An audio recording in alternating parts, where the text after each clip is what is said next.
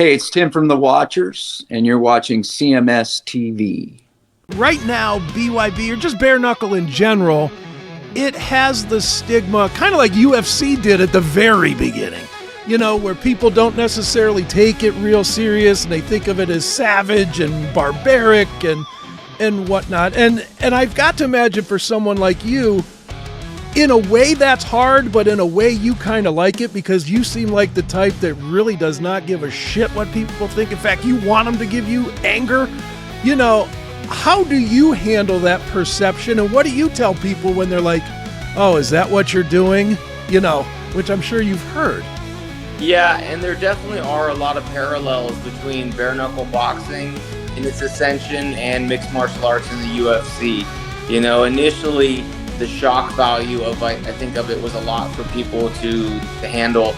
But, you know, just like mixed martial arts, currently bare knuckle boxing is the fastest growing sport in the world, much like the UFC was. And we're starting to see it come up with unified rules and become more accepted by the athletic commissions. I believe it's legally sanctioned in more than half the states in the US currently.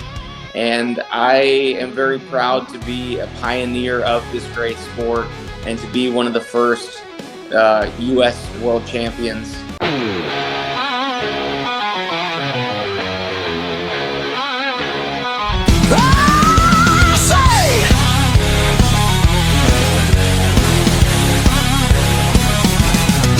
Oh, say, can you see by the dawn's early light what so proudly we held at the twilight's last gleaming, whose broad stripes and bright stars through the perilous fight, oh, the ramparts we watched were so gallantly streaming.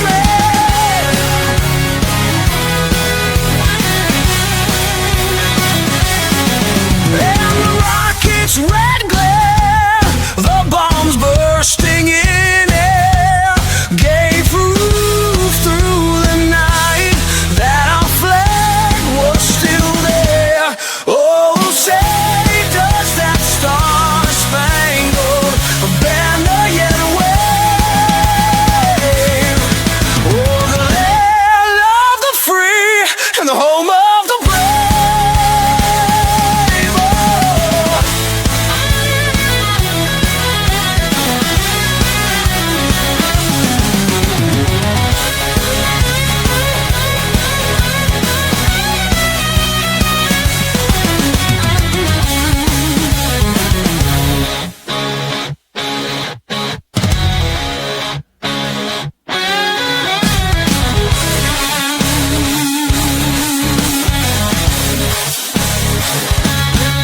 Oh, say, does that star-spangled banner yet wave?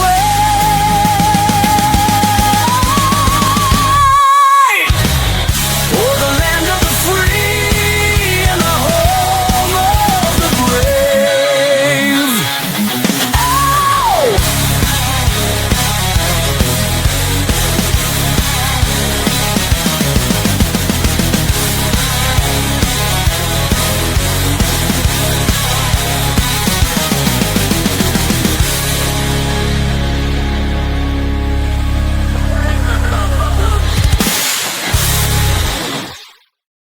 And welcome to you. Happy Monday. Howdy. Are we having problems today? Are we? Who said? Looks like the Facebook feed is having issues today. Is it? Looks the message that I got. I didn't get that message. A little red exclamation point next to it. Let's see. Go live. Oh. Looks like the stream was deleted by Facebook. You guys stink over there, Facebook. Well, what'd they do? What did we do? I don't know. Facebook sucks. Well, let's delete it and re-add it. Let's see what we can do here. I didn't get any messages saying like we suck and you're fired and Trump is taking down there. Yeah, I didn't even see that it wasn't up there, but I'll add it real quick. I did get a lot of comments From what? talking about how hateful I am because I commented on a Facebook post by Alex Bevan. You know Alex Bevan? Know the name. Local He has a band or musician. something, right? Yeah, he's a local musician of some sort. But I make a comment, and all of a sudden I'm now officially Hitler again. Oh, so what? So There it is. Hey, it's back on. Is it? Well, it's trying. There it goes. All right. Man. It's on now. It has been one of those days. One of those days. I'm with you on that. So I had to call a tax attorney today. You got a call? I had to call a tax attorney. Oh, why? So we usually pay for our property taxes here in good old Broadview Heights where I live. Mm-hmm. A rather hefty sum of $5,500 a year for taxes. Okay. It has now been raised to $7,500 a year for property taxes. That's fun. Now, $2,000 more. Yeah. Chris Ronayne is a criminal and a thief. You want to talk about somebody that should be charged with all kind of crimes? It should be that guy for what he's doing to properties in the Cuyahoga County area. Mm-hmm. And, I'm not the only one complaining about this, and a lot of people are having issues with the property taxes. So I talked to an attorney today, and she's sent me some links and a way to start contesting this. Right. Also, I came to find out that there's a reprieve, if you will, for disabled folks. Oh, that's good. And since I am permanently disabled with all kind of different things, but especially the leg, I think there is a reprieve of some sort. So I am going to look into that as well. All right, that's good. Guy that I talked to has actually also referred my name and number to a news outlet. Okay. One of the big few here in Cleveland, to talk to them and get me on some TV. Nice. Look at you. And so when they ask me, where do you work? Oh, I work for the Seth Williams Show on Rumble. Will you wear the Cheselka shirt? Fuck that guy. All right. Yeah, speaking of that guy, now you're going to get me going, dude. Hey, Mike Cheselka, I can do to help. Mike Cheselka, the guy that used to do this show and destroyed every last listener that we had, from what I've been told anyways. You and I had to start from the ground up. Yeah. Sorry, the basement up by the time he was done with this show. The deep underground up. Yes. Middle Earth, if you will. That's right. Not flat Earth, Middle Earth. Middle Earth. Like he dug a hole almost all the way to China. That's right. And so, the guy that professes his motto of, hey, let's bring everybody together. I don't like either side. I think both sides are terrible. We have to get rid of both sides. We have to start looking at things through a different angle, a different viewpoint. Right? That guy. Yeah. Proceeds to bash Trump and the Republicans on a day-to-day basis. That's all he does. Calls them Nazis, says they're anti-Christian, says this. I mean, like, the list goes on and on for what that fool is trying to sell to the public. And I am going to make it my personal mission to expose the fraud that guy is to everybody. I mean, now he's got a new show in Canton. I'm going to listen to that show, and I'm going to call the station management, and I'm going to put the number on our Facebook page to call and expose the fraud that is Mike Cheselka. He's on a show? I guess. I was unaware of that. Well, good for him. Well, I'm going to expose the fraud because I cannot deal with that.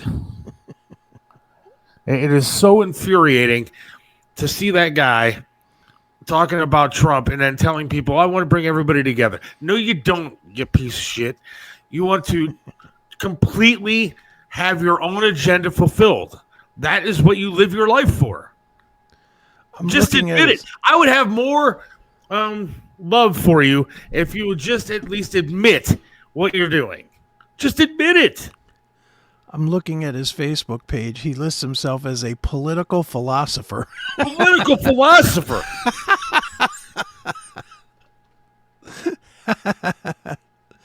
That must be a line from his stand-up comedy. I'm a political philosopher. Look, I'm happy that he fills crackpots and Maslin. Good for him. He can come on and promote his shows if he wants to. Here we go again, milking the system. I'm always looking for sympathy or freebies for the peg leg. So very liberal-esque. Screw you, dick. Why don't you give me some money there, John? Next bet's going to be my property taxes on the Browns. How about that? He does pay the $5. He is a mines guy. I do know that. Well, good. My property taxes are now $7,500 a year, and that will be the bet for this upcoming drought season. Do you have to pay your property tax like all at once, or do you mix it in? Oh, you don't have a mortgage, so you do have to pay it all at once. I got to pay half once and then the other half every 6 months. Yeah, that's right. Yeah, because I think it And happened throughout Ohio. Just and I'm not making an excuse because my mortgage, I have mine all built into my mortgage, and my mortgage went from like $960 to $1,110 or something.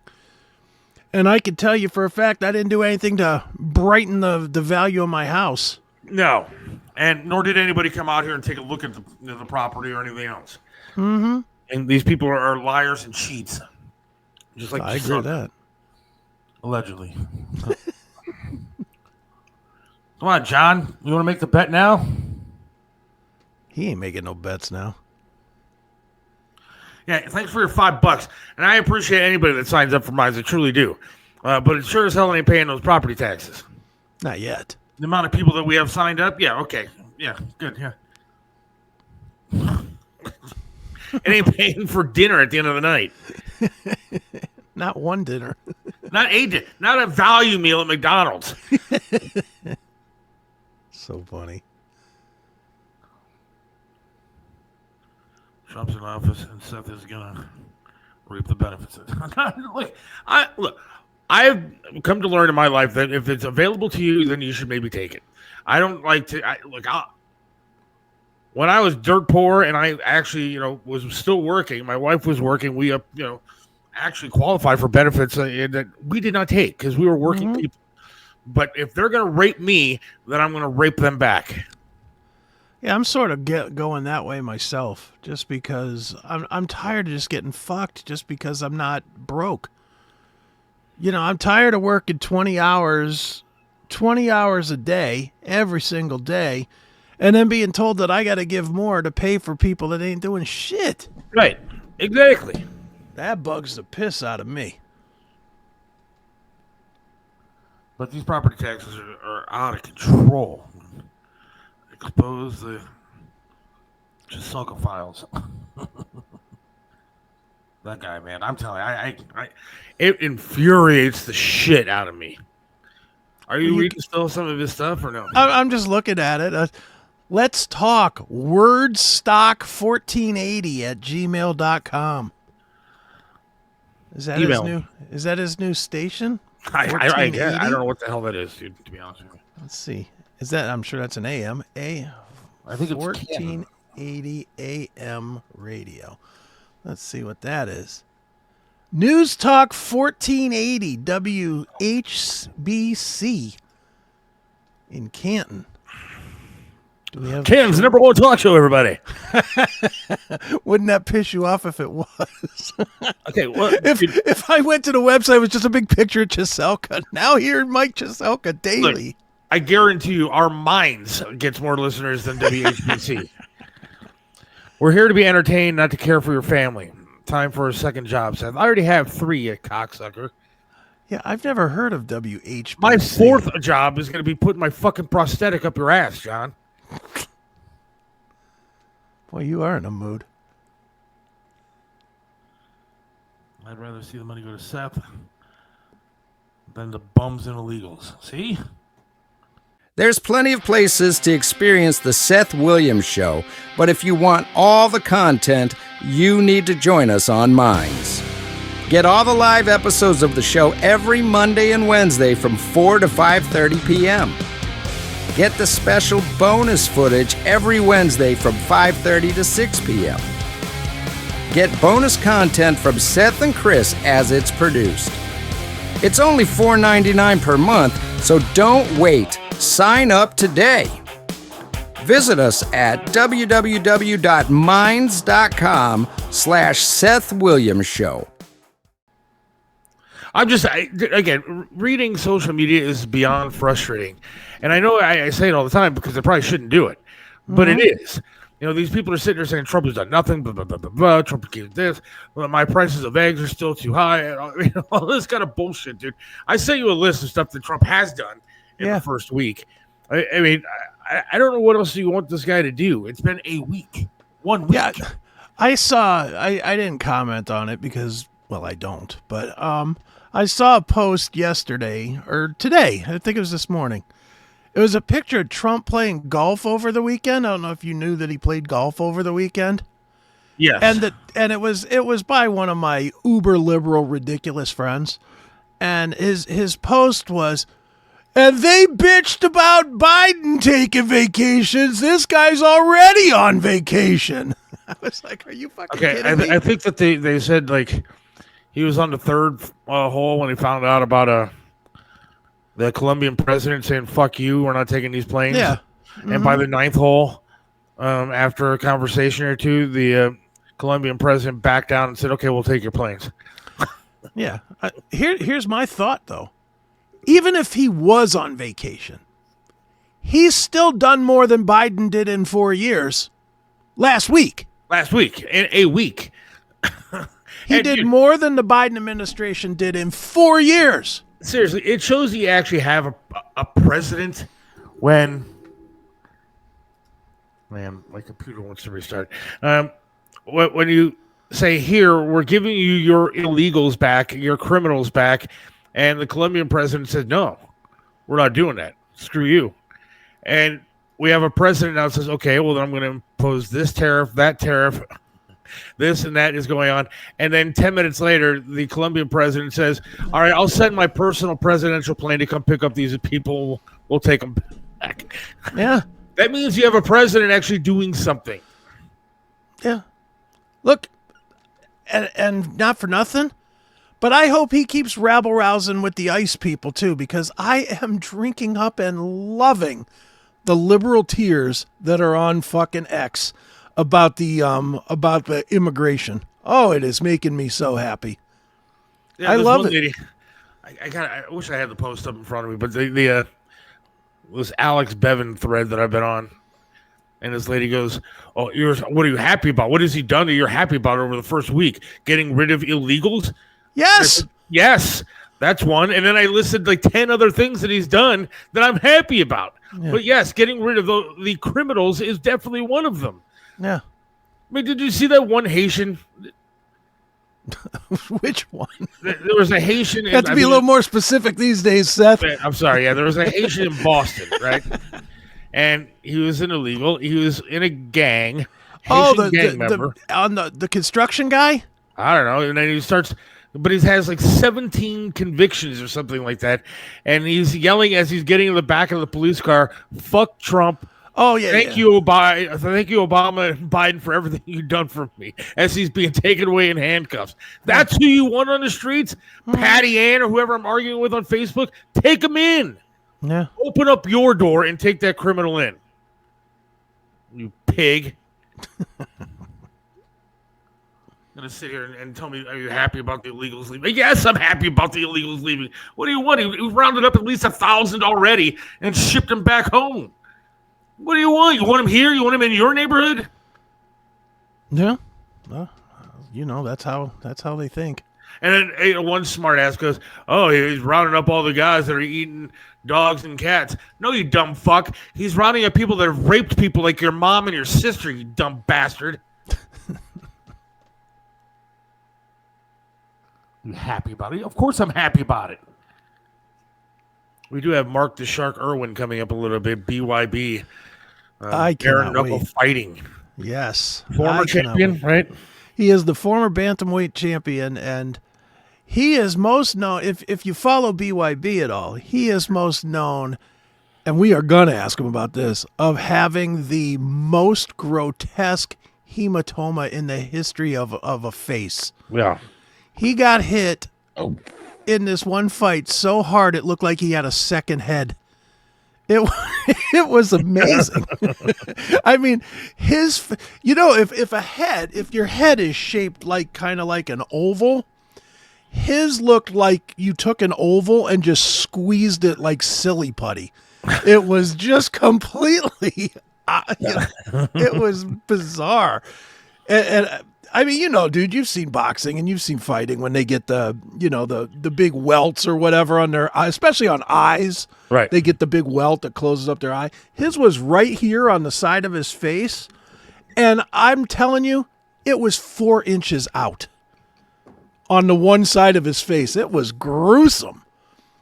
And it's like one of the all-time injuries ever. But he's the man, dude.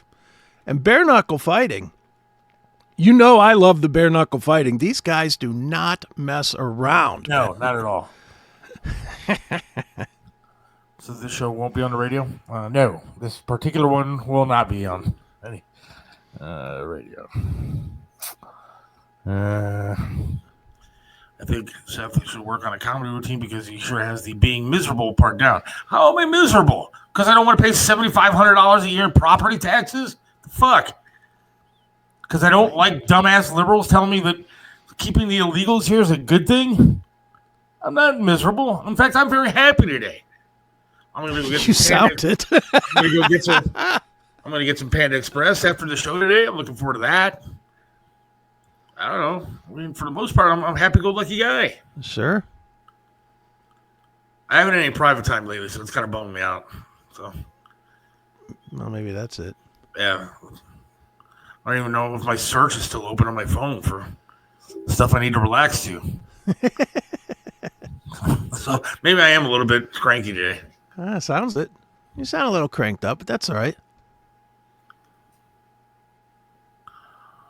Pete Hegseth got in. Christy Dome got in. Christy Dome would have gotten in no matter what. That woman is like so friggin' hot, dude.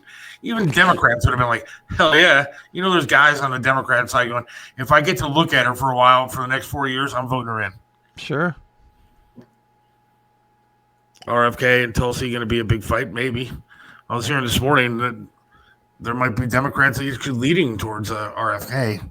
Tulsi Gabbard would be a problem. I thought I had heard something about RFK that Trump was going to just do there was some sort of thing where he could put him in for 200 days and then something else where he could extend him for another 200 days while the voting goes on or whatever. So he could actually put him in for like half his term without actually getting him confirmed. I saw something about it, but I don't give a shit about this stuff. So. Look, I love RFK, and I hope that he gets in. But if he starts fucking with my chicken nuggets and everything, trying to make me healthy, then I might have a little bit of an issue. Well, he's not Mike Obama. No. I don't think Did you hear that rumor? That latest rumor. I think I have a feeling that what RFK would do is going to be more educating you on the good and the bad of eating. He's not going to be like, you can't have 32-ounce cups of Pepsi. No, he wants to get rid of like all the different food dyes and stuff that are supposedly causing cancer. Okay. So I mean, as long as it doesn't make like my blue M&Ms taste any different, then I'm fine with it. Get rid of it. Yeah, really. Doesn't matter to me. Did you see what they're talking about, Big Mike and Obama now? No, what? Apparently, Michelle didn't show up at Carter's funeral, right? Okay. Apparently, rumor was she was in Hawaii on vacation, which is kind of rude not to show up at a funeral. And then she didn't show up at Trump's inauguration. And then Obama was seen at a fine dining restaurant in Chicago, his hometown, by himself. He was eating alone. So now they're saying that the couple might be on the rocks. Well, they've always been on Mike's rocks. Yeah, and there was that rumor over the weekend that Barack was banging Jennifer Aniston. Yeah. If that's the case, I lose a lot of respect for Jennifer Aniston. I don't know.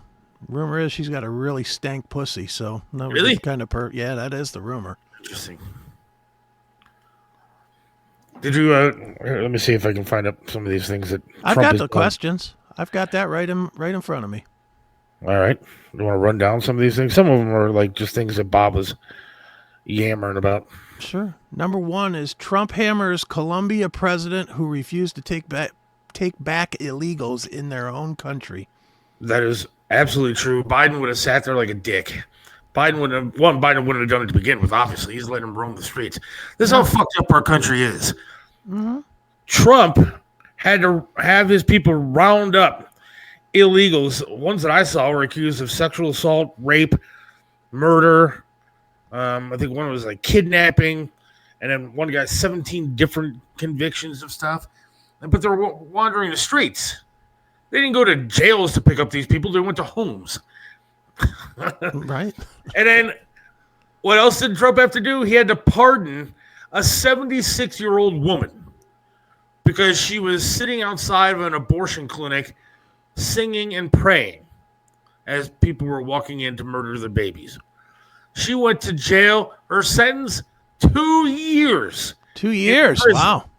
For sitting outside and singing and praying outside of an abortion clinic. That'll teach you. Not rioting, not punching people in the face as they walked in, not even talking to them, begging them not to do it, and grabbing their leg and trying to stop them. Sitting, praying, and singing outside of an abortion clinic, a 76-year-old woman, 2 years in prison.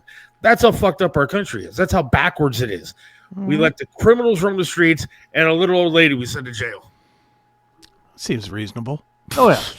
Of course, why wouldn't we do that? Of course.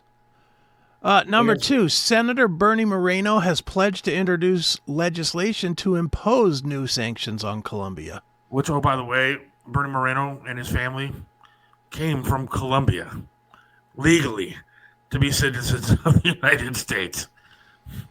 Well, he's not going to have to do this now, right? Because they caved. That was them that caved in, right?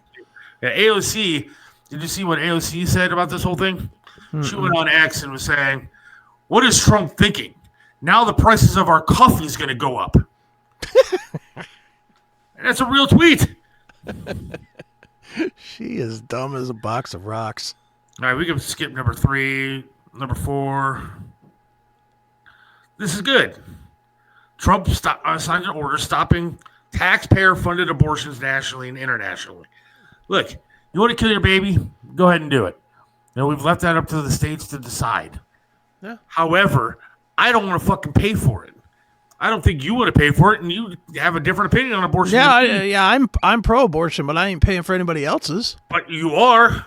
Yeah, I know technically I am, but I sure don't want to. Exactly. Buy your own clothes hangers. You want to do it? Do it on your own money.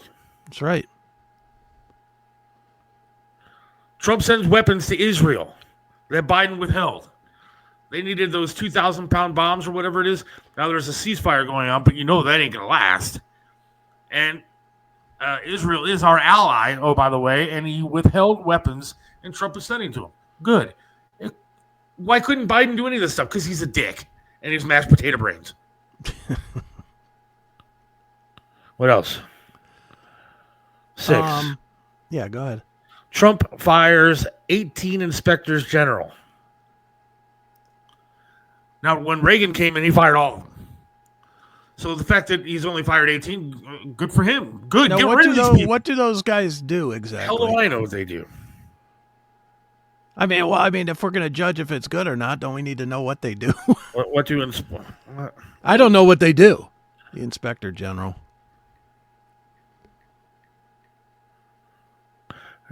What do inspector generals do?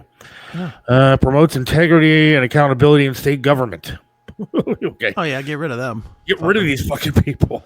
There's no integrity in our government. We The don't need office, anybody quote, inspecting them. investigates corruption, fraud, waste, and abuse within the executive branch. They don't do their jobs. Yeah, they're not doing their job. Might as well cut their salary. Do we need more than one of those? Couldn't we just have one? You would think. Target and other companies are scaling back their DEI initiatives, and of course, Trump Said no more DEI bullshit. What's wrong with that? We are a merit-based country. We've always been a merit-based country. That's the way it should be. And too fucking bad again. Sick of seeing people cry over it. Well, I see Costco was invaded over that the other day by Reverend Al. Yeah, and I think the board members of Costco said, okay, we're done with this. Even though Costco came out and said, hey, we're not going to stop our DEI stuff. But then their board members were like, who? And their stockholders were like, no. We need to start scaling back here. Okay. Trump to reinstate military service members discharged for not getting the vaccine and then give them back pay. I know you're against the back pay portion of things. Yeah. But still, I think you should be reinstated. And Yeah, if you're I'm not fine going to with be the reinstatement. reinstated, you should get some money. Absolutely. All right, let's stop there, dude, because our guest has popped in. Fantastic. I am excited because I love the BYB. And I love this guy is probably my favorite guy in the BYB. One, because he's a two middle fingers guy, which I love. I love anybody that does that. And he's no bullshit, man. He does the game, man. It's great. We're going to have Mark the Shark on here in just a second, but let's take a look at some of his action. All right, let's do that. After 5 full championship rounds, we go to the judges' scorecards for the official decision. Judge Linderman sees the contest 46-46, while judges Udeaga and Stamey see the contest 47-45, declaring your winner by majority decision and the new BYB lightweight champion, Mark the Shark Irwin! Mark Irwin is the champion. I'll tell you something else to keep in mind, Goldie. That right hand that Oxendine landed, he didn't throw a lot of punches after that. Sit on his laurels, or did he hurt his right hand? Great point. Let's bring him on, man. Yes. Mark the Shark Irwin, how are you, my friend? Thanks for coming on. I'm doing good. It's good to be here. Thank you for having me. Absolutely, man. Yeah, I'm glad he's not like in the studio where he could beat the shit out of us. That's good. So now I'm going to be a little bit more open with what I ask you. Well, Mark, man, welcome to the show, man. And I have been preaching the BYB for roughly a year or so since I discovered it, and I love it. I love it. I love the BKFC, which I know you've participated in as well. I love this just straight. I think we're done with the need for, I don't know, old school boxing kind of. We need the more aggressive, the more real gladiator type stuff, and that's exactly what you are doing, man. It's quite the sport, man. Tell us about it. I'm curious. We'll start there. How do you get into bare knuckle boxing? I mean, were you like a street guy? Did you used to kick ass on the streets? I mean, what was it that led you to, hey, I'll do this. Why not? So I started my combat sports career as an amateur boxer. Okay. Won 2 California State Tournament championships with USA Boxing. From there, I started boxing professionally. I went 2-0 with 1 knockout as a professional. And then one day I was watching YouTube, watching some fights like I sometimes do, and a bare knuckle fight popped up. So I watched the fight and I was like, man, this is crazy, right? And then the algorithm queued a couple more fights. I ended up watching about half a dozen in a row, after which I surmised that I could beat most of the guys that I had watched, right? And then by chance, the next day I saw on my phone that BKFC was having open tryouts in about 2 weeks from that date, at which point I decided it was like a sign from the universe, if you will. And I bought myself a plane ticket. I flew from Orange County, California to Tampa Bay, Florida. About 50 people attended the tryouts. They said they were going to sign 5 people. I ended up being one of them. And I've been fighting bare knuckle all across the United States ever since. And it's been a wild journey. Well, how do you prepare yourself? And again, I got a zillion questions. How do you prepare yourself especially as somebody that came up as an amateur, traditional boxer with gloves and probably at the beginning with headgear before you take the headgear off. How do you prepare yourself for the rawness of, bone on head, type of act? Because it's I've been in a bunch of bar fights, and when you get hit, you get hit. It's a whole lot different than boxing. How do you prepare yourself, and how did you have to change your game to adjust to it? Yeah, bare knuckle definitely is very different from amateur or professional gloved boxing. And we did make some changes to my training program. One of the big changes that I made, I brought on a good friend and mentor of mine as one of my coaches, Ian Uncle Creepy McCall, the former UFC fighter and MMA world champion. We started including a lot of grappling into my training, jiu-jitsu, wrestling. And then the other big change that we made is that I started sparring mostly with mixed martial artists as opposed to boxers, because two things. One, the rule set for bare knuckle boxing is a little more akin to MMA, right? And a lot of the bare knuckle boxers are MMA fighters, and the way in which they box is a little bit different than traditional boxers. So those were the main changes that we implemented, working on my clinch game and getting used to sparring in the 4 or 6 ounce MMA gloves instead of 14-ounce boxing gloves. Is there anything you got to do to your hands? Look, I'm a delicate man. I ain't going to lie. So, if I hit something hard with my hand, I'm going to be bleeding all over the place in like 3 seconds. Is there anything you do to put on your hands or protect your hands or just toughen up your hands? One of the main things that we worked on as far as getting my body physically ready for bare knuckle boxing was working on my grip strength a lot with my strength and conditioning coach, Corey Beasley. Shout out to Corey Beasley. He's one of the best strength and conditioning coaches for combat sports in the world. He was my coach, Ian McCall's strength and conditioning coach when he was the MMA champion of the world. He helped Carla Esparza win 2 UFC titles. So he's very knowledgeable and he knows what he's doing. And by strengthening all the muscles in my hands and forearms, it helped better prepare my knuckles to absorb the contact of bone-on domes. And fortunately, I've never fractured my hands. They're still very healthy. But it definitely takes some preparation because it hurts like hell when you're punching someone straight on the top of the head with no pad. I was going to say, I've been strengthening my grip for 20 years. I've been married, but, that's a totally different kind of training, I guess. But it's impressive what you guys do, man. It really is. Is there a next step from here, from the bare knuckle? Do you want to do anything like UFC or anything like that?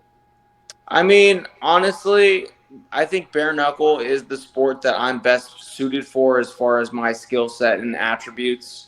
I love fighting for BYB. They've been a great organization to me, and we got some big things coming up for this year that I'm really excited about.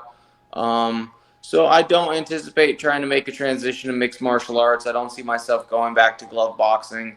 I think that I've really found a home in combat sports with bare knuckle and BYB Extreme. That's awesome. Well, Mark, you know as well as I do that right now BYB or just bare knuckle in general, it has the stigma, kind of like UFC did at the very beginning, where people don't necessarily take it real serious and they think of it as savage and barbaric and whatnot. And I've got to imagine for someone like you, in a way that's hard, but in a way you kind of like it because you seem like the type that really does not give a shit what people think. In fact, you want them to give you anger. How do you handle that perception? And what do you tell people when they're like, oh, is that what you're doing? Which I'm sure you've heard. Yeah, and there definitely are a lot of parallels between bare knuckle boxing in its ascension and mixed martial arts in the UFC. Initially the shock value of I think of it was a lot for people to handle, but just like mixed martial arts, currently bare knuckle boxing is the fastest growing sport in the world, much like the UFC was. And we're starting to see it come up with unified rules and become more accepted by the athletic commissions. I believe it's legally sanctioned in more than half the states in the U.S. currently. And I am very proud to be a pioneer of this great sport and to be one of the first U.S. world champions. So it's a blessing, and I love bare knuckle boxing, and I think it's only up from here. All right, so when you're getting into the ring and some dude is there, do you have to get yourself like pissed off, or do you rely just on training? Are you nice and calm when you get in the ring, or do you just really want to beat the shit out of the guy to the point that, you know, he ain't talking after the fight? You know, I really try to stay as calm and relaxed as possible. I try to save my energy for the fight. So in the locker room, we keep it real loose. I'm joking around, laughing, smiling. Like, I really, I don't try to get too, you know, I don't have any personal issues with the man I'm fighting. I'm not there to fight anyone specifically. I'm there for my own goals and ambitions. And whoever I end up fighting is just standing in my way of that. So, you know, as far as like anger and animosity, I really don't rely on that for fighting. I use staying calm and trusting my training and preparation. Well, but I'm gonna question you on that one, Mark, just because I believe I've seen every fight you've done in the BYB, and that being said, you are the exact guy that any organization needs, because you're a straight showman before you get to fighting, and the second the fight is over, you're after the crowd, you're talking shit to the guy across from you, you know, you're giving it to Big Mo sometimes, you know. I mean, you are a showman, which is going to bring attention to the sport. You're saying that all that is in from a calm place, because you sure don't seem calm as a viewer. You don't seem very calm. Yeah, I mean, I definitely like to have fun with it. You know, as a kid, I grew up watching boxing and professional wrestling. And so, Okay. as an adult and a professional prize fighter, it's a lot of fun for me to kind of lean into that character and play out that role of like a heel in professional wrestling, like I grew up watching as a kid. So, you know, I'm there to entertain. You know, fighting is a sport, but it's also entertainment, and I like to give the fans their money's worth. So it's all in good fun. And, you know, when the first bell rings, it's a fight to the death. But when the last bell rings, it's nothing but respect. Right. Has there ever been a time, and I know it's probably a stupid question because I probably know what you're already going to say, but has there ever been a time where you're looking across the ring or coming down to the ring and you're going, man, I'm a little bit nervous about this one? I mean, I definitely have had fights in my amateur and professional career where there was some nerves, but honestly, especially my last couple world championship fights, I'm almost like wondering if I should be more nervous, because I'm not. I'm calm, I'm relaxed, I'm focused. I know I've, you know, left no stone unturned in my training, and I've done everything that I can to be successful in that fight. So, you know, I'm really a game time performer. The nerves don't get to me on fight night typically. Right on. Let me swing it back to the sport itself for a minute, Mark. I gotta ask about the Trigon. To me, the Trigon is more intimidating than the opponent. Just two reasons. One, it's so small. I mean, there's nowhere to run. If you get your bell rung just a little bit, unlike boxing, I mean, we've all seen boxing. Somebody gets stung and you just see them backtracking and running around. There's nowhere to go in the Trigon. And then if you get in that corner, you're just fucked, because that corner, it just, from an outsider, that corner looks like it is the one place you do not want to be ever. Talk a little bit about the Trigon, and talk also about how you've had to adjust how you fight and your footwork and everything else to accommodate the small space and getting locked into that corner. Yeah, that's a great question. The Trigon is the world's smallest combat sports surface. It is 20 feet by 20 feet by 20 feet, which essentially makes it half of a ring, right? When you remove one of the ring posts, you now have half a ring. So there's not a lot of room to move. And the corners themselves are actually smaller than a traditional boxing ring because it's a triangle. A regular boxing ring is 90-degree angles, whereas in the Trigon, it's 60-degree angles. So when you do get caught in a corner, it's tough to get out of there. There's not a lot of space to move. So it definitely does impact your tactics and strategy for the fight.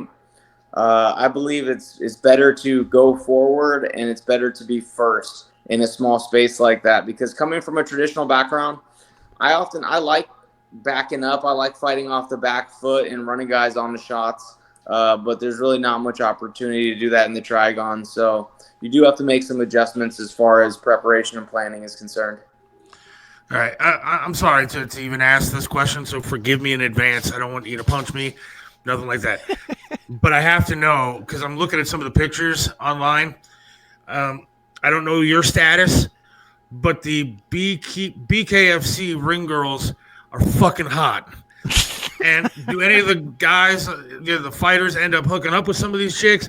How does that? I mean, are they random chicks you guys get from like the different cities you go to? How does that work? Yeah, the ring girls are very beautiful. Typically, they're employed by the company for which they work. As far as their romantic lives, I won't speak on that. That's my place to talk. But yeah, they certainly are beautiful, and we do appreciate their hard work, ringside for the events. Well, if you ever want to tell them that you know a couple of podcasters that are pretty cool dudes, and put a good word in, that would be awesome. I got you. You're Well, Mark, I got to ask you about the Julio Tenori fight and the hematoma and everything. One, I don't know how you didn't win the fight. Personally, I mean, you won the fight, whether it went that way or not. You won that. But talk about that. Talk about how you felt at the end of that, and certainly talk about that head that you had coming out of it, because that was gruesome, man. Yeah, it was a brutal fight. It was the Bare Knuckle Boxing Hall of Fame Fight of the Year award winner for 2023. And I appreciate you saying that. I felt like I won the fight. I know a lot of people felt like I won that fight. I think that he got the nod in a close decision because of the gruesomeness of that hematoma. Just visually, it looked pretty bad. But I do think that I landed harder shots, and but sometimes that's combat sports. Sometimes it doesn't go your way, and sometimes it does. But it was one of the most bloody, violent, brutal fights you could ever hope to watch. I'm very proud to have been a part of such a iconic and historic fight. As far as the hematoma, I knew something was wrong with my head, but I wasn't exactly sure what it was. I didn't bother to ask my corner during the round. I was just locked in and focused on trying to win that fight. But yeah, it got me a blue check mark on Instagram because of all the articles that they wrote after the fight. The main headline was Mark the Shark grows a second head at BYB 22. So, I'm a person of influence on social media as a result of that spelling. What did you think? And I'm just asking for just honest, real opinion. You knew something was bad at the end of the fight, but what did you think when you get back to the locker room? You obviously go and you look in the mirror. What did you think looking at that and seeing that second head staring back at you? I didn't have a chance actually to make it to the locker room. They put me in an ambulance and gave me a ride to the hospital. Oh, wow. Yeah, I ended up, the hematoma was pretty gruesome looking, but it was a superficial injury at most. However, I did fracture my jaw in that fight, probably about halfway through, which required reconstructive surgery. So that was the more pressing concern and injury. But yeah, it was a tough one. Like I said, I thought I won that fight. I was disappointed with the decision. So I was pretty heartbroken, in the emergency room that night. But, that's the game. That's what I signed up for, and that's what can happen to you, when you step into that ring. So it is what it is. But like I said, I'm honored to have been a part of such a famous fight. And, I appreciate all the love and the support from the fans and people like yourself. All right, dude, look, you got guys like Muhammad Ali that were never the same. I mean, after boxing with, big gloves on, and you're taking shots to the face and the head with bare knuckles, do you worry about long-term damage? Do you worry about brain damage? Do you worry about what the future is for you or your family and that kind of thing? Actually, I do. And as a matter of fact, I am a board member of a nonprofit scientific research group that was founded by my coach and dear friend Ian McCall. It's called the Athlete's Journey Home. And we are raising funding to undergo scientific research to try and cure brain damage caused by traumatic brain injuries. And in addition to being a board member of this nonprofit, I am also a research study participant. So we have a couple of different studies scheduled for this year. In April, we'll be going to Oregon with a couple of athletes and undergoing a psilocybin study. And later in September, we're going to go into the jungles of Peru and undergo traditional ayahuasca ceremonies. The University of Melbourne, Australia, is going to be collecting all the scientific data.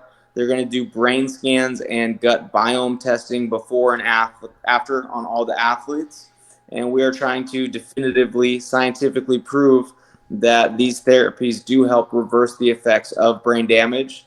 There's been a lot of really promising results so far in initial studies undergone by other similar therapeutic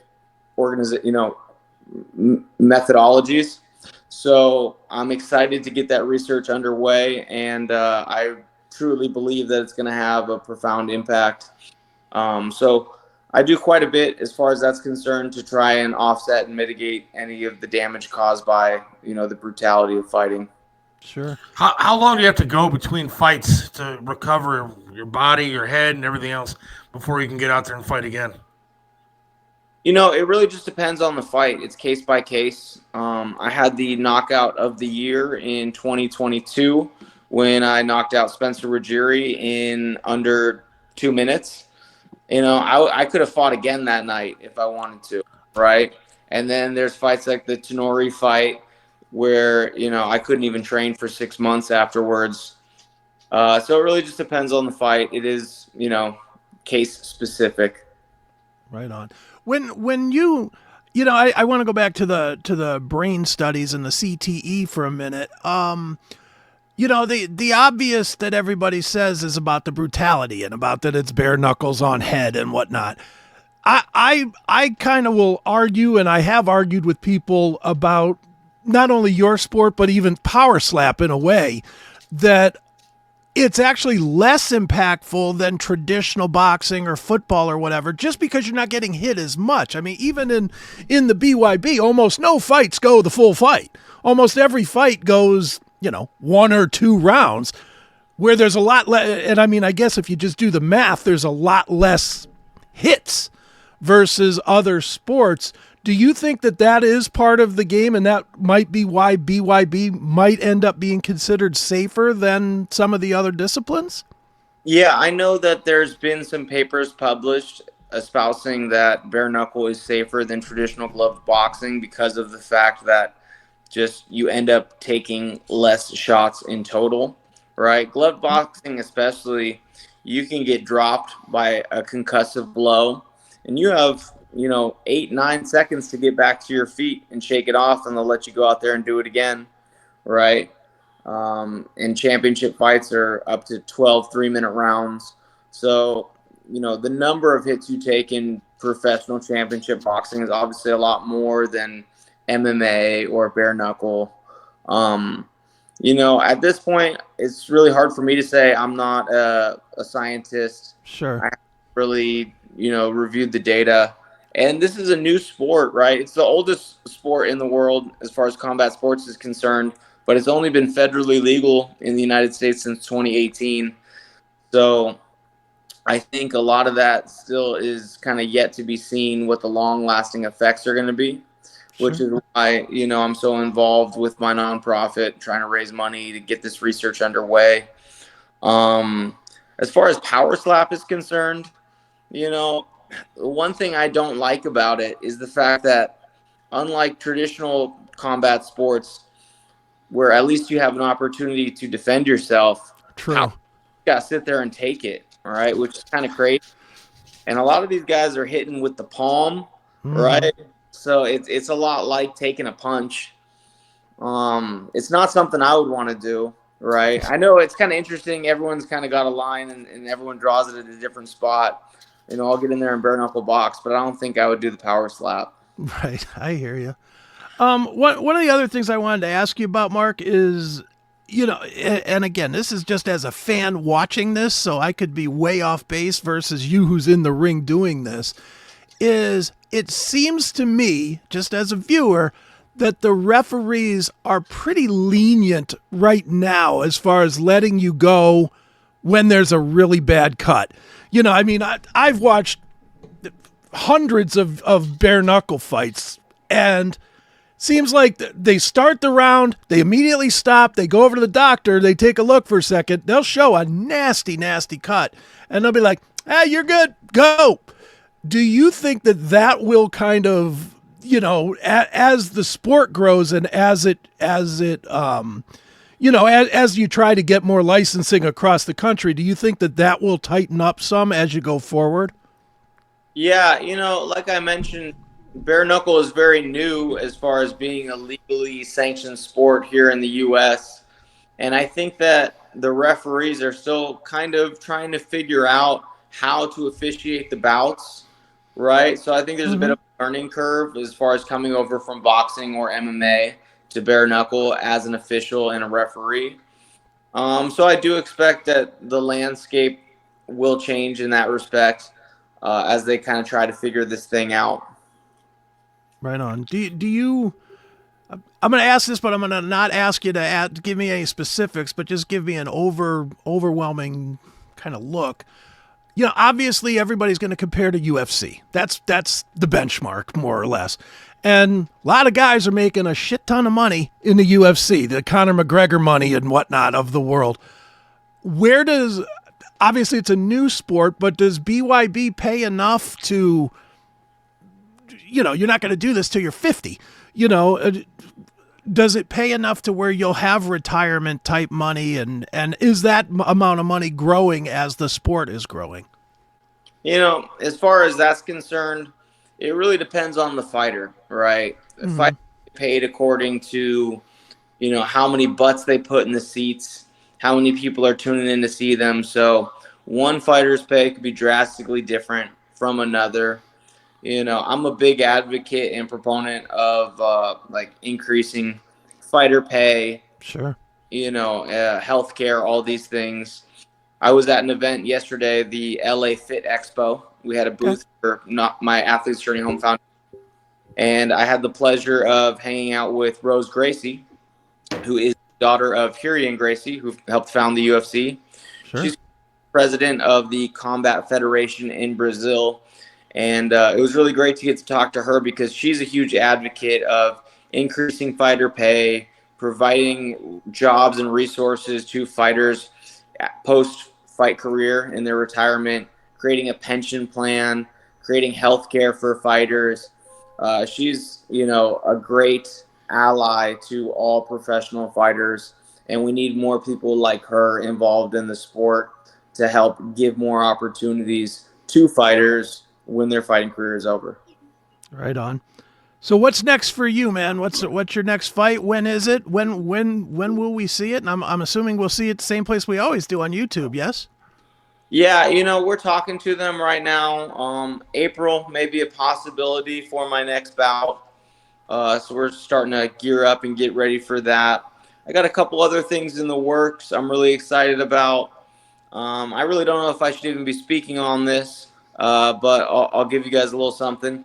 Cool. BYB has been very good to me, and they've given me an opportunity to have my own YouTube show on their channel. Nice. Great show.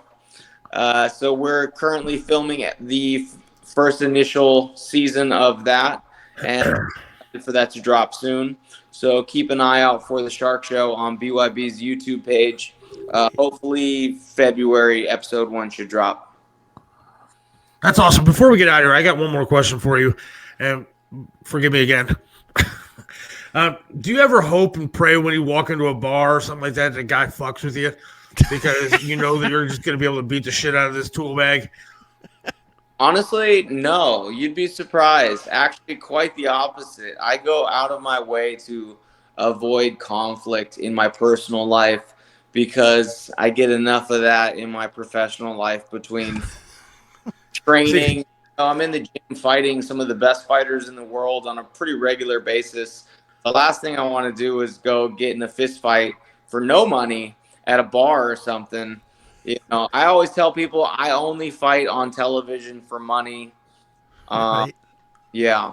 Let's see. Do you If I have was people- wait a second. If I was a badass like this guy is, I would walk in with my wife wearing like next to nothing and dare some guy to like go after her, so I could just take a couple of swings and be over, and I'd look like that's just No me. way. Well, Mark, do people in the crowd give you static? Because you certainly give the crowd a lot of static. When you're coming off, do the people in the crowd, are they screaming and hollering at you and challenging you and all that stuff? You definitely hear it from the fans on the way in. Usually by the time the fight is over, it's nothing but, respect and admiration. When I won the world title in Rock Hill, South Carolina, pardon me, it was in my opponent, Joshua Oxendine's backyard. Right. About 50 miles away. So I was definitely hearing the boos on the way in. But when I was in the bar drinking, smoking cigarettes with the belt on my shoulder after the fight, I got nothing but handshakes and pats on the back and respect from the people in the crowd. Whenever I run into fans in real life, everyone's always real respectful and shows me a lot of love. The only place I really see any real hatred or animosity is on social media.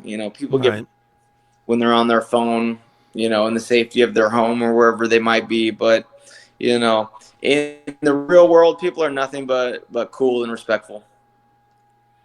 That's cool. There are some dumb people out there that would try some shit. And you got to put them in place sometimes. So, God bless you. But I appreciate you coming on, man. Having me. I appreciate you. It's been a pleasure. Make sure everybody checks them out on YouTube and look out for the new show coming out. Check out BYB. Support the cause, man, because it's good stuff. Awesome. Well, thank you, brother. Appreciate you guys. Man. Hey. Thanks, Mark. We'll talk to you later, my friend. Sounds good, brother. And I want to play some more of his stuff. He's a badass, dude. He is. And I want to see. We have a clip of some fighting, right? Yes. All right. Hit the knockout. Opportunities here to really step on the gas. I don't know if he's the one if he's tired as well. But Tenori's slowing down. There's chances for Irwin to really throw some short combinations in there. Mark has landed some heavy left hooks in the last 30 seconds. Yeah, they're both looking for a one-at-a-time shot. And I think that still gives Tenori a chance to stay in the fight here. It's going to become a good shot there. I was just saying a combination. He throws a combination and he drops Tenori.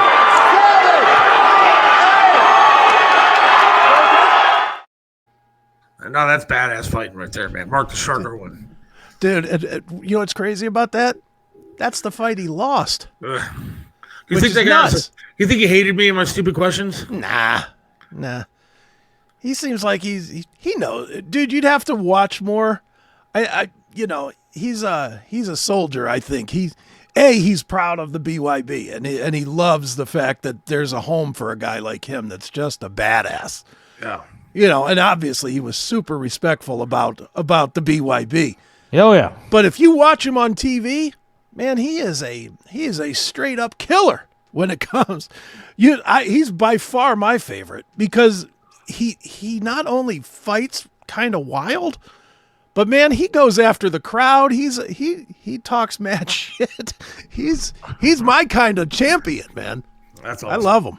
Well, I thank that guy for coming on. Thanks, absolutely, and I gotta thank the people at BYB because it's funny, man. I asked them about getting anybody from the BYB on to do this, and we were gonna talk to one fighter that's based here in Ohio, which made sense, and then that flaked out because the person we were gonna talk to had to go have surgery and blah blah blah.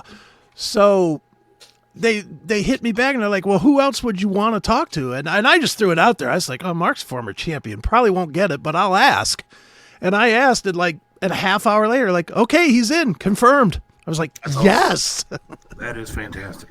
Yes. All right. We're going to take a break real quick here. And I want to talk about a sponsor that we now have.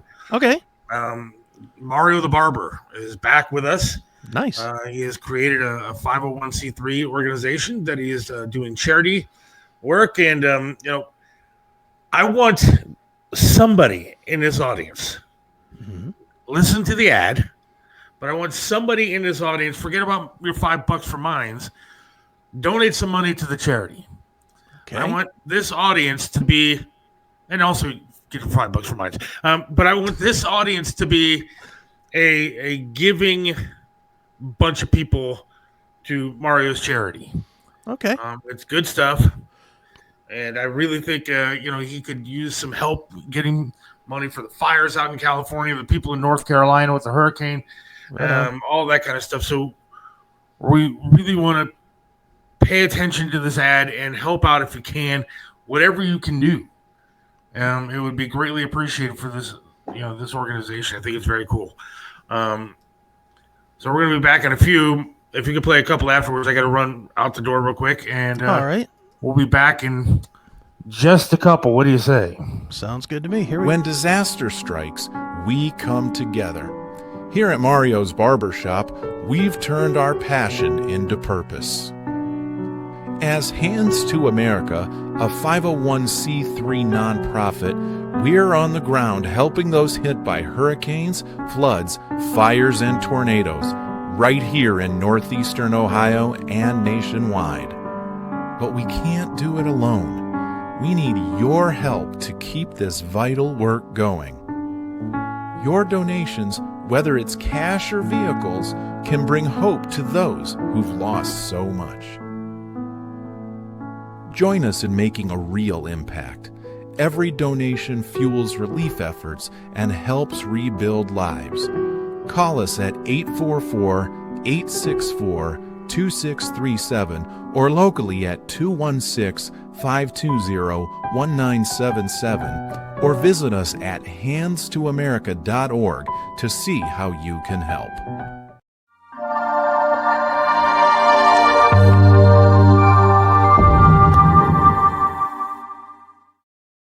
Hey everybody, it's Underdog, and when I'm feeling nostalgic, I always go to Pinball PA. You gotta go check it out, it's a lot of fun.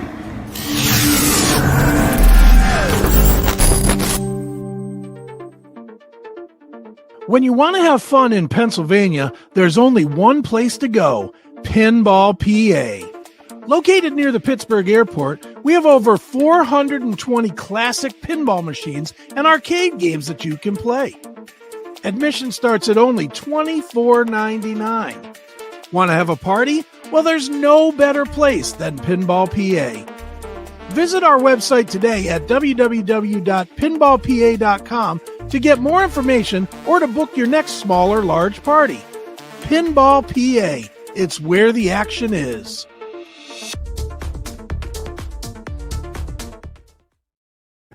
Right back here on the Seth Williams Show with Chris Aiken.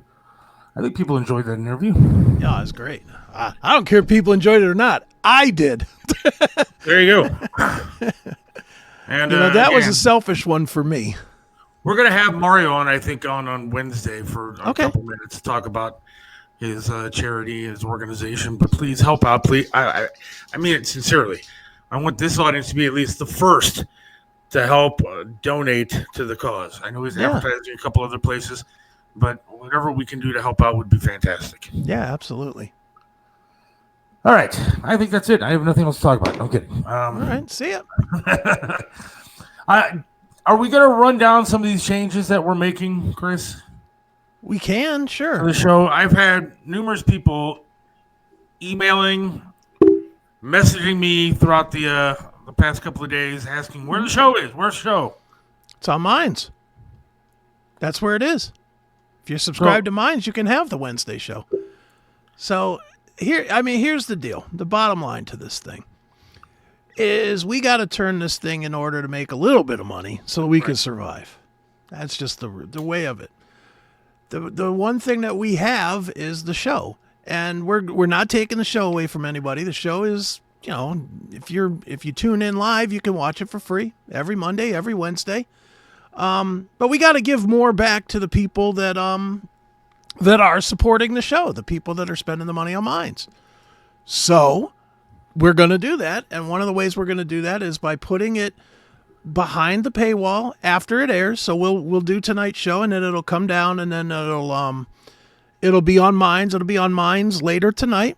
And then a week from today, if you missed the show, it'll be on video on demand on all the regular platforms, on the podcasty stuff and YuckTube and Facebook and all that other stuff. So here's the deal. I mean, I'm not trying to be all serious and stuff, but we encourage you to sign up for Minds, minds.com/Seth Williams Show. Yeah. It's $5 dude. You spend $5 and you don't even get a large coffee some places. That's right. And that's one day, and $5 for a month of this stuff. And it's not like we don't have bills that are associated with the show. Right. You know, there's lights, there's cameras, there's stuff that goes bad, and stuff that needs fixed. There's stuff that needs, programs to air the show. All that kind of stuff costs money, and we need to make it a little bit to keep it going the way that we want to keep it going. Yeah, absolutely. And I don't think it's too much to ask for $5 to get some extra stuff and that kind of thing. If you want more, tell us what you want, and we'll consider stuff. But got to do something. So I'm not begging. I'm just saying that's the way it kind of is. We're starting to put more stuff out on social media. Make sure you follow the Seth Williams Show on TikTok, on Instagram, on X when we figure that out. Facebook, of course. Yeah. We're putting reels up and all that kind of stuff. We're trying to, give a little bit more here or there, but make sure you sign up. Yeah, absolutely. Well, sorry. We apologize. It's available on Minds right now. Sorry, Scooby. It's available on Minds right now. Last Wednesday's show. Apologize. We were figuring everything out. That's the issue. So if we would have given you more notice, I apologize. But notice has been given, and we will continue to notify. And we'll continue to try to give more stuff. But right. We got to do stuff that some things we got to do too. Yeah, I agree with this.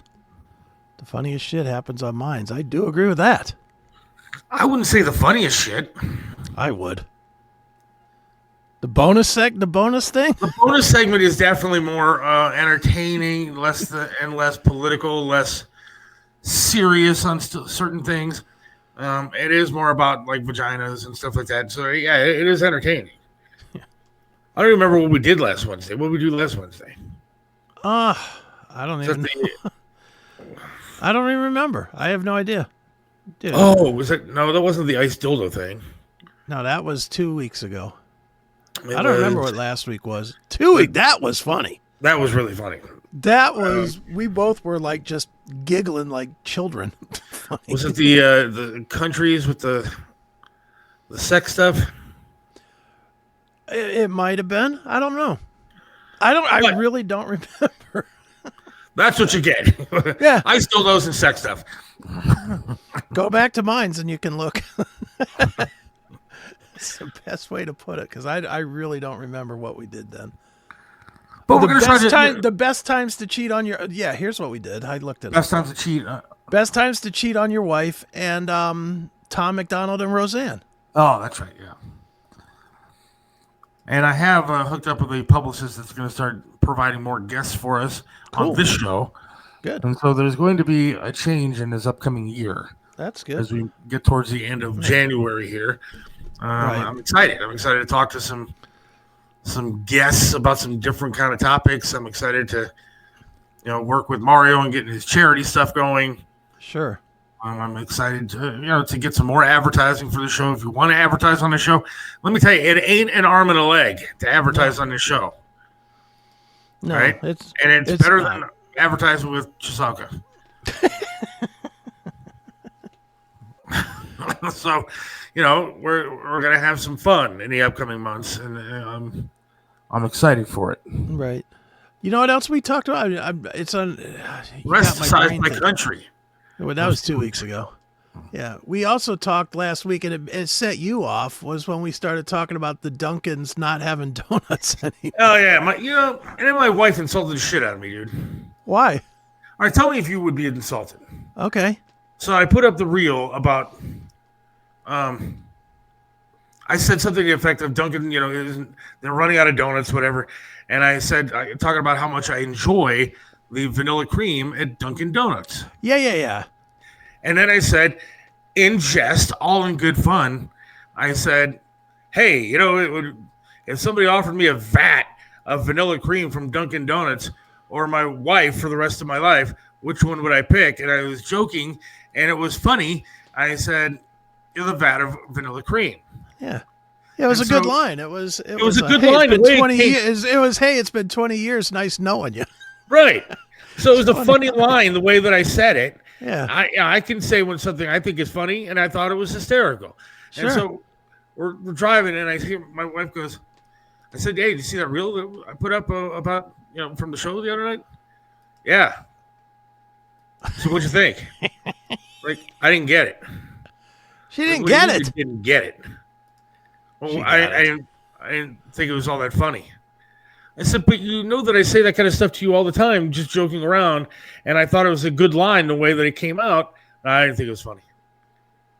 At which point I didn't pretend. I proceeded to get pissed because I do nothing else for a living other than try to entertain, have a good time, and do this kind of stuff. And I'm trying to make a living doing the show.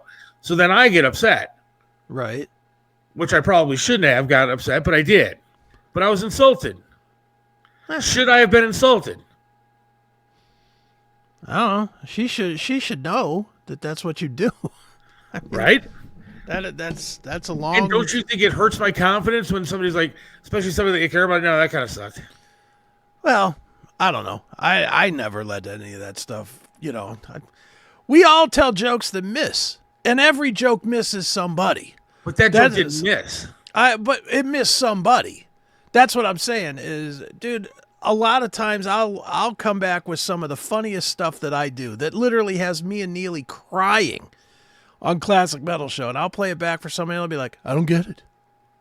Or they want me to explain it.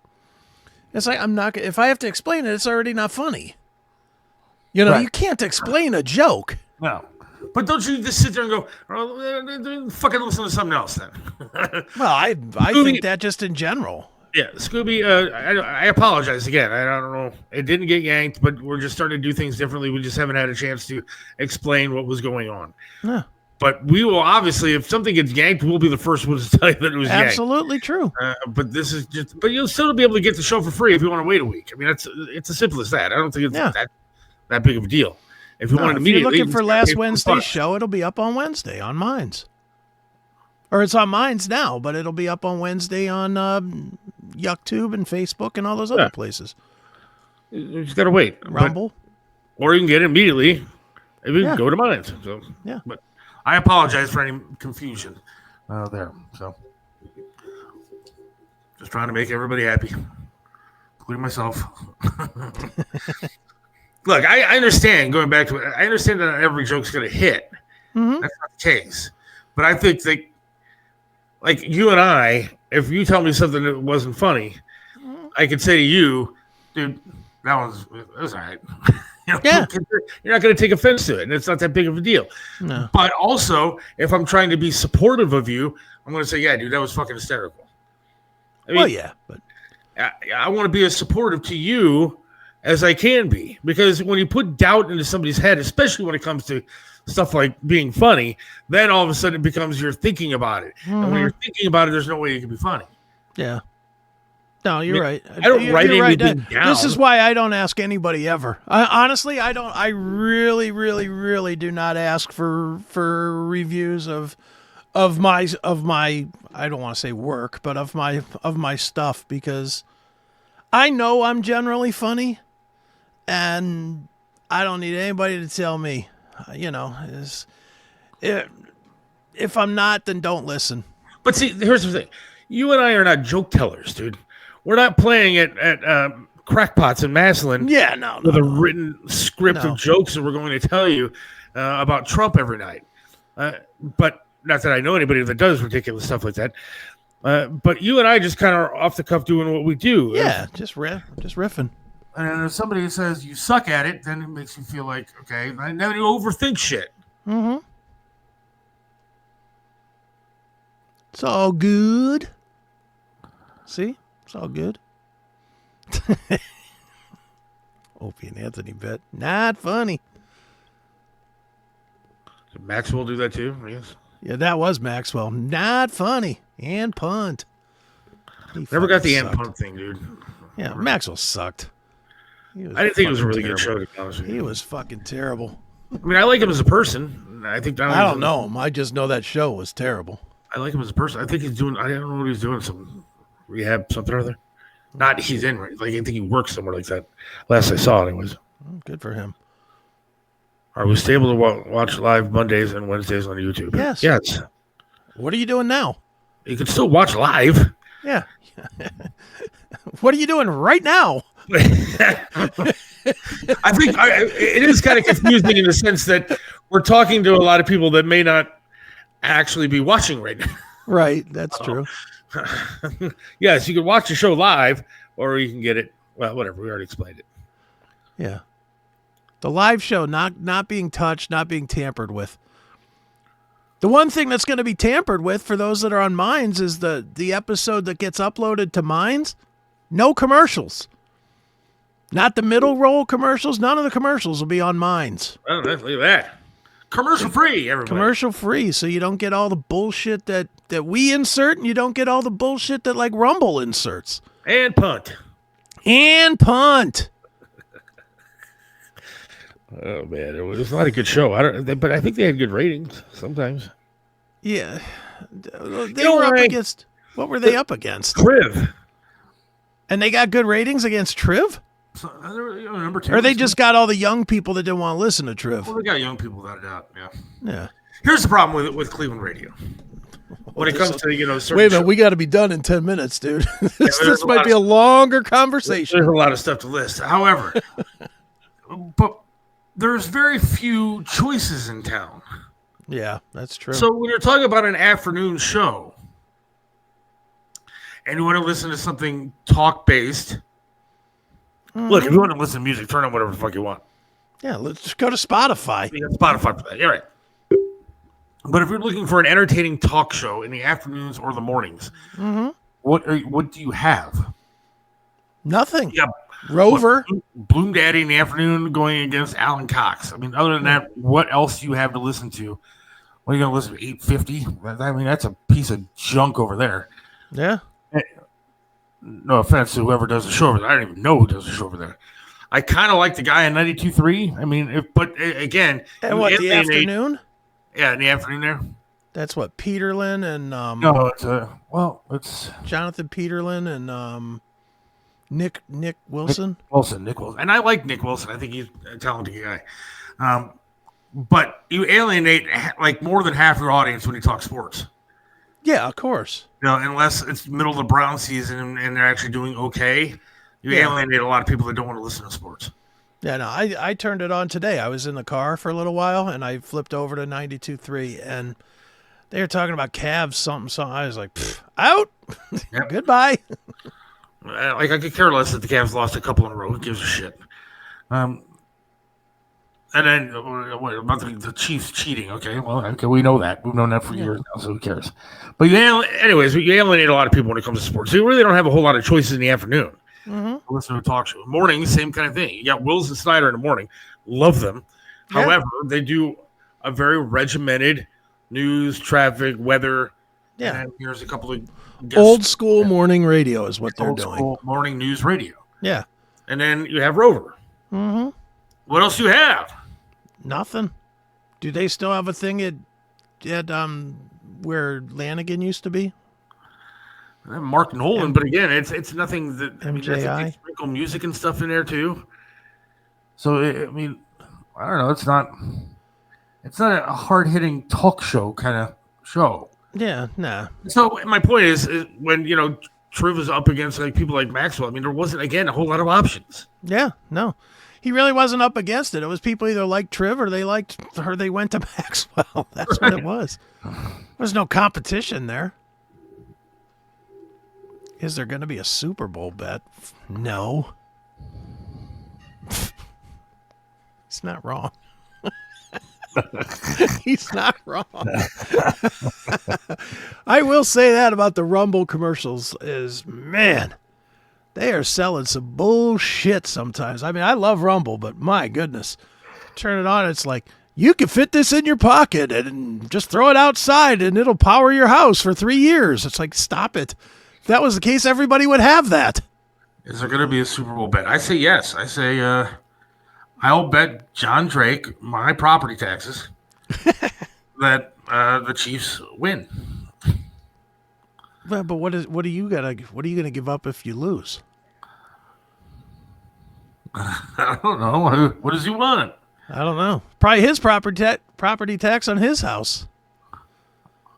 How about we just trade? Yeah, I mean, I'll tell you this: I wouldn't bet on it just because I don't care. I think it's going to be one of the worst Super Bowls of all time. I don't even care. Chiefs? Ugh. I can care less about the teams. And then that halftime show, dude. Come on. Yeah, Kendrick Lamar? Nah. And SZA? Oh, the fuck is it SZA? I don't know. I think she's hot. Isn't Post Malone checked in on this thing too now? I don't know, but he sings country, doesn't he? I don't know what Post Malone is. Why do they do this? And I'm sure Jelly Roll got to be in it because he's on everything else. Why are they alienating the majority of their audience? Because they hired Jay-Z to do the music now. And Jay-Z don't listen to rock. You didn't like my comment when I made it on Facebook. But you're right. Jelly Roll is on everything. So I came up with us, dude. We tour the country with some autotune. We call ourselves the Jelly Donuts, and we fucking tour this country, dude. The Jelly Roll can make a living having sex with a fucking porn star and making music and making millions. You and I, as the Jelly Donuts, can go out there and fucking do the same. We just got to write the one song. Believe me. Look, I don't hate on Jelly Roll. I think he does have a good voice. Yeah. But that goddamn Save Me song is a great song. You can't argue that. That is a great song. The guy did come up with some genius, at least for a minute. Look, I don't necessarily hate his music. I'm just saying that if he's got that gimmick of being fat fucking Jelly Roll. But he's the guy. You're only allowed one fat guy every decade. Not if we call ourselves the Jelly Donuts, dude. And I got the one leg thing going for me. I mean, dude, this could be something. It could be. You'd have to probably work the leg thing more than the fat thing, though, because they've already got the fat thing with Jelly Roll. But there's not a one-legged rapper yet. Why don't you start rapping? Okay. Maybe I could do that. I could absolutely do a rap thing, and we could, like, again, we could tour as the Disabled Donuts. Yeah, there you go. Now you're talking. See? Now we got the disabled factor going into it, and the donuts, because we're big, and then we could do some sort of song. I could be Dr. Fat Guy. You could be Dr. Fat Guy. I could be Captain Pegleg. That's right. I DJ Rightfoot. What'd you say? Captain Fat Guy and DJ Rightfoot. That would be awesome right there. We write a song with AI and go and tour on it. Hell yeah. All you need is one hit to make $1 million. That's all you need. Look, that fucking Psy guy, have you heard from him ever since Gungan Style? No. And I'll bet you it's because he's loaded. That's the most hits ever on YouTube. Can you say Super Bowl? We did. Yes. We did. I think it comes down to, like, when you're talking about the Super Bowl, you're not allowed to talk about, like, can't do, like, giveaways and stuff like that, promoting, like, an event for the Super Bowl. We can't say, hey, we're going to be live at a Super Bowl party, huh? It's the dumbest thing ever. Yeah, I know. Yeah. Enough with we're going to have a party for the big game. I know, it's so stupid. It's like, I don't advocate for Bud Light ever, but I think they have a fucking tremendously funny commercial right now. The one with, I think it's Shane Gillis and Post Malone. Have you seen that commercial? No. Because they're making fun of the actual industry itself. They're sitting in lawn chairs, and Shane McGillis looks at Post Malone and goes, you know, the rules say that you can't drink beer in a beer commercial. Oh, I did see that. Yeah. And he goes, really, really? And then they do the countdown, 3, 2, 1. And they go to put it up to their mouth and they cut the commercial. And it's like, that is so appropriate because that is how it is they're just the dumbest, stupidest rules. And again, I'm not trying to advocate for Bud Light in any way, shape, or form, but that is a creative, clever commercial. Good on them for actually middle finger in the... I have to say, like, I know numerous times we did it on the radio where, somebody was like, fuck that, I'm not saying big game, it's the Super Bowl. Yeah, it's dumb. What are they going to do? Yeah, They're going to go after everybody that says Super Bowl? Yeah, you going to sue this podcast? What are you going to get? A webcam? Yeah, I was going to say, a big light bulb that's burned out? What are you going to get? Yeah, a 12-inch ring light and a webcam. Congratulations on your victory. Take it. Pay my property taxes while you're at it. No. Here's my question. Will you watch the Super Bowl on regular TV or on Tubi? I didn't know there was a choice. Yeah, Tubi is going to carry the Super Bowl in 4K. Really? Yeah. I have 4K on my TVs here, and I switched over to 4K the other day, and it looked worse than the regular screen that I had. I had no idea what the hell they were talking about. Switch over. This looks stupid. I'll probably watch it on regular TV. Because dude, I'm with you. Like, I watch most of my stuff on 720p. I don't notice any difference at all. No, not really, no. Now, if I got one of those curved TVs, I think that would be kind of cool. Get one of those. Yeah. All right. Well, but I'm not spending $10,000 on TV. Yeah, I was going to say, you who's worried about your property tax, I don't think you're going to shuffle out $8,000 for a fucking television set. No. Did you see these new TVs that Elon Musk is getting ready to put out? No. The Tesla television? The television itself, 1 inch thick at its most. Like, because you know how like regular TVs. Ask my wife about that one. Yeah, well, she knows. But can you imagine a 1 inch thick TV? That thing is going to be almost that's about the thickness of like a portrait that you'd put like in a frame. That's crazy. That's nuts, and they're cheap. He's starting. I think I saw that the 42 inch of this tiny TV is going to be $150. Wow. In 8K. Wow. Yeah, Elon. When's that hitting stores? I'm not sure, but Elon not fucking around, man. He's trying to take over. I think he's trying. I honestly think he's really trying to take over Amazon. Just be everything for everybody. I honestly think that's what he's doing. But we'll see. Somebody wants to know what's the point in TV being that thin. Well, I mean, it's going to be I'm assuming very light. It'll be very light, so it won't fall off your wall. And it's going to be cheap. Yeah. So that when it goes bad, it's not like I got to save up to replace it. Not that TVs are too expensive now, but they're still a decent TV is still between $400 and $600, right? Yeah. You know what? You were talking about the Super Bowl bid on Tubi. It really pissed me off the other day. Yeah. Maybe a couple of weeks ago, I couldn't watch a football game because it was on Amazon or whatever, or Netflix. Prime. It was on Prime. Yeah. And I have Prime, but I like when I'm watching a game, I like to switch channels and kind of flip through when there's like timeout or some shit like that. Yeah. And you can't do it. It's forcing you to be a slave to their network. Mm-hmm. I hate that. Yeah. It's really annoying. And I don't even blame Amazon. I blame the NFL. The NFL is raping. Yeah, the NFL is ruining their own sport with all this. These games are on Netflix. These games are on Prime. These games are on Peacock. Fuck you. Yeah. When's the Royal Rumble? What's that? When is the Royal Rumble? March. I think March 5th or 6th or something like that. Yeah, I think. Maybe not. I don't know. I thought it was in March. I saw an ad the other day, and I'm like, dude, I gotta watch that. You said Peacock, and Royal Rumble is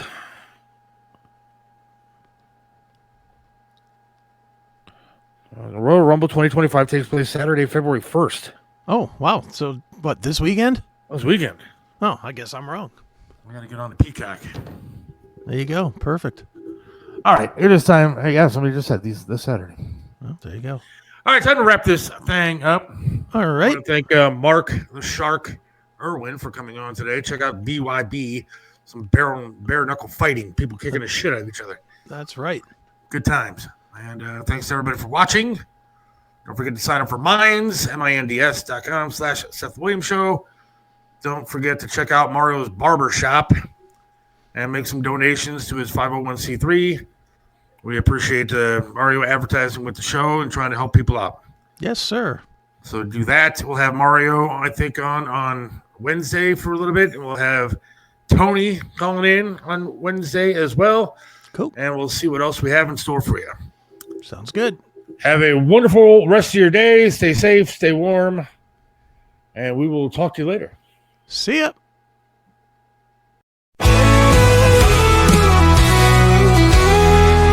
Seth Williams loves this land, stands tall and proud. Believes in freedom, speaks his mind out loud. Mentored by Trip, he learned to be tough. Life knocked him down, but he got back up.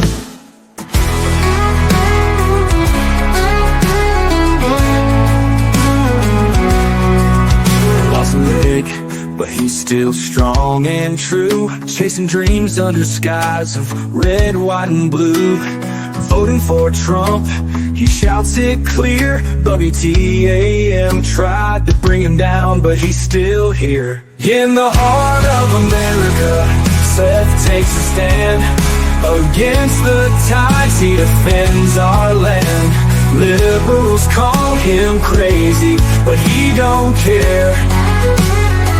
He's got the spirit of an eagle, soaring high in the air. Hates LeBron James, won't wear that crown. Prefers hard work and blue jeans in this town. Radio waves try to shut him up, but Seth keeps singing, filling that cup. From the small town streets to the mountain high, Seth sees the flag waving, reaching for the sky. He keeps on fighting with a rebel yell, for every fallen soldier and the stories they tell. In the heart of America, Seth takes a stand. Against the tides, he defends our land. Liberals call him crazy, but he don't care.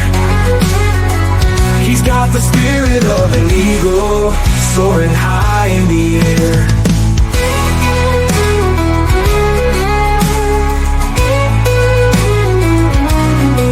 From the small town streets to the mountain high, Seth sees the flag waving, reaching for the sky.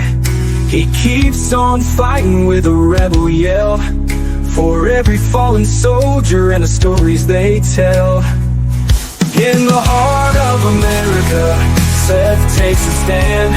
Against the tides, he defends our land. Liberals call him crazy, but he don't care. He's got the spirit of an eagle, soaring high in the air.